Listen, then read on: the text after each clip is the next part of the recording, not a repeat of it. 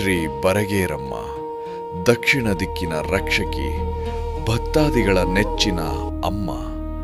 ಶ್ರೀ ತಿಪ್ಪಿನಘಟ್ಟಮ್ಮ, ತ್ರಿಲೋಕ ಸುಂದರಿ, ಸೌಂದರ್ಯ ರೂಪಿ. ಇಬ್ಬರು ಅಕ್ಕ ತಂಗಿಯರು, ಆದರೆ ಕೆಲವು ಕಾರಣಲದಿಂದ ದೂರವಾದರು. ಇದನ್ನು ನೋಡಿದ ಏಕನಾಥೇಶ್ವರಿ ತಾಯಿಯು ತಂಗಿಯರನ್ನು ಸಂತೈಸುತ್ತಾಳೆ. ಏಕನಾಥೇಶ್ವರಿ ತಾಯಿ ಹೇಳಿದಳು, ಪ್ರತಿ ವರ್ಷ ನನ್ನ ಜಾತ್ರೆಯ ನಂತರ ನೀವು ದುರ್ಗದ ರಾಜಬೀದಿಯಲ್ಲಿ ಜನರ ಮುಂದೆ ಭೇಟಿಯಾಗಬೇಕು. ಆ ಮಾತು ಆಜ್ಞೆಯಾಯಿತು.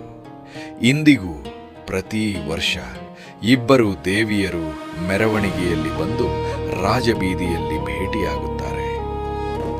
ಆ ಕ್ಷಣ ಭಕ್ತರಿಗೆ ಕೇವಲ ಉತ್ಸವವಲ್ಲ, ಅದು ಒಂದು ಭಾವನೆ, ಒಂದು ಸಂದೇಶವೂ ಸಾರಿದಂತೆ.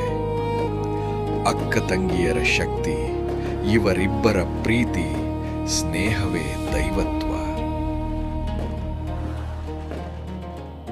ಇದನ್ನೆಲ್ಲ ನೋಡುತ್ತಾ ಬೆಟ್ಟದ ಮೇಲೆ ಕುಳಿತಿರುವಳು ನಮ್ಮ ತಾಯಿ, ನಮ್ಮ ರಕ್ಷಕಿ, ಶ್ರೀ ಏಕನಾಥೇಶ್ವರಿ.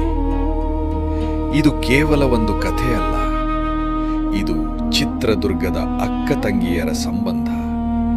ಇದು ದುರ್ಗೆಯರ ನಾಡು, ಚಿತ್ರದುರ್ಗ.